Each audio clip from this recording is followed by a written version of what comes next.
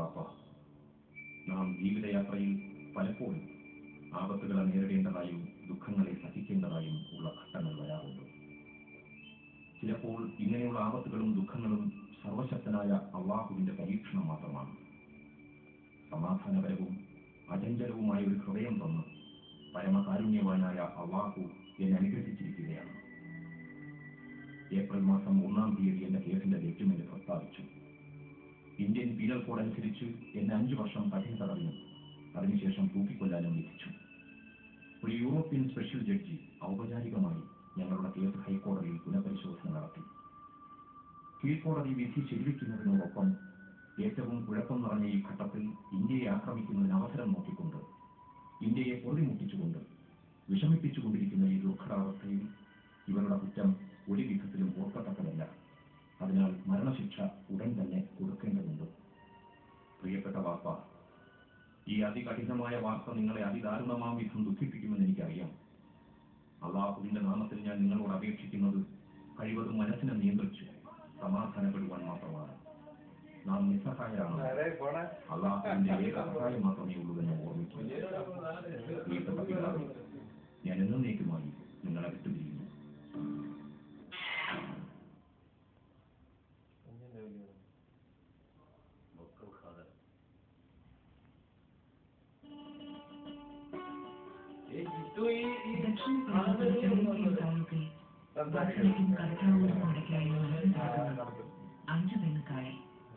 കായലോരത്ത് നെൽവയലുകളും കൊതുകളും കേരവൃക്ഷങ്ങളും ചേർന്ന് ഹരിതകമ്പളം പുതപ്പിച്ച വക്കം ഗ്രാമം.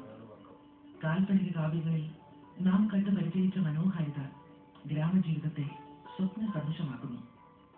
കഴിഞ്ഞ നൂറ്റാണ്ടിന്റെ തുടക്കത്തിൽ ഈ ഗ്രാമത്തിലെ ജനജീവിതം തികച്ചും സരളമായിരുന്നു. കേരവൃക്ഷങ്ങൾ നിറഞ്ഞ ഈ ഗ്രാമത്തിലെ തൊഴിലുകളിൽ തൊണ്ടുതള്ളലും കയർപിരിക്കലുമെല്ലാം തികച്ചും സ്വാഭാവികം. പിരിയുന്ന കയറിനൊപ്പം മുറുകുകയും അയയുകയും ചെയ്യുന്ന ഗ്രാമവാസികളുടെ ജീവിതം കായലിന്റെ ഒഴുക്കിനൊത്ത് അയജ്ഞലളിതമായി മുന്നോട്ടു നീങ്ങി. അക്കാലങ്ങളിൽ നെൽകൃഷി ഒരു തൊഴിൽ എന്നതിലുപരി ജീവിത നൈർമല്യത്തിന്റെ ഒരു ബഹിസ്ഫുരണം കൂടിയായിരുന്നു. പരന്നുകിടക്കുന്ന കായലിലെ പുളയ്ക്കുന്ന മത്സ്യങ്ങൾ മീൻപിടുത്തക്കാരന്റെ വീശുവല തീർക്കുന്ന മാതൃക കൂടാരങ്ങളിലേക്ക് അനായാസമായി നീന്തിയെത്തിക്കൊണ്ടിരുന്നു. കായലോരത്ത് അവസാനിക്കുന്ന നാട്ടുപാതയുടെ അരികിൽ ഇന്ന് കാണുന്ന വക്കം ഖാദർ സ്മാരകത്തിന്റെ സ്ഥാനത്ത് അന്നൊരു താമരക്കുളവും ഒരു കൊച്ചു വീടും ഉണ്ടായിരുന്നു. 1917 മെയ് മാസം 25-ാം തീയതി ഈ കുടിലിൽ കടത്തുകാരൻ ബാബക്കുഞ്ഞിന്റെയും ഉമ്മ സലുമ്മയുടെയും 8 മക്കളിൽ 4-ാമനായി അബ്ദുൽ ഖാദർ ജനിച്ചു. വക്കത്തെ മറ്റേതൊരു സാധാരണ ഗ്രാമീണ ബാലനെ പോലെ ഖാദർ വളർന്നു. 7 വയസ്സായതോടെ പിതാവ് ഖാദറെ വക്കം റൈത്തറുള്ള LP സ്കൂളിൽ ചേർത്തു.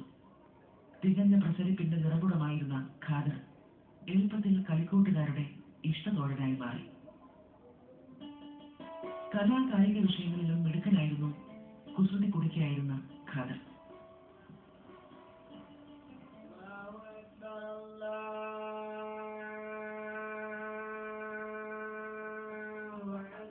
മതപരമായ കാര്യങ്ങളിൽ തികഞ്ഞ അവഗാഹമുണ്ടായിരുന്ന പിതാവ് പുത്രന് ആ വിഷയത്തിനും ആവശ്യമായ വിദ്യാഭ്യാസം നൽകി.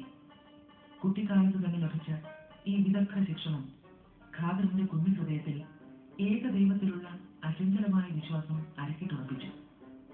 അനീതി കണ്ടാൽ എതിർക്കാനുള്ള നൈസർഗികമായ വാസനാ വൈഭവം ഈ ശിക്ഷണത്തിലൂടെ ഖാദറിന് സ്വായത്തമായി.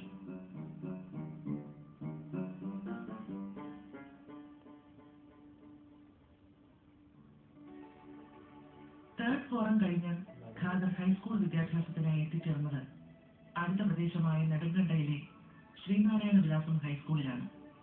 അക്കാലങ്ങളിൽ ശ്രീനാരായണ വിലാസം സ്കൂൾ ആ പ്രദേശത്ത് ഉയർന്ന ചിന്തയുടെയും സംസ്കാരത്തിന്റെയും സുഗന്ധം പരത്തിക്കൊണ്ടിരുന്നു. ഈ സ്കൂളിന് തൊട്ടടുത്താണ് കുമാരനാശാന്റെ ജന്മസ്ഥലമായ കായിക്കര. ശ്രീനാരായണ ഗുരുദേവന്റെ സന്ദേശങ്ങളിൽ നിന്ന് പ്രചോദനം ഉൾക്കൊണ്ട കുമാരനാശാൻ അധസ്ഥിതരുടെ ഉന്നമനത്തിനായി അഹോരാത്രം പ്രവർത്തിക്കുന്ന കാലം.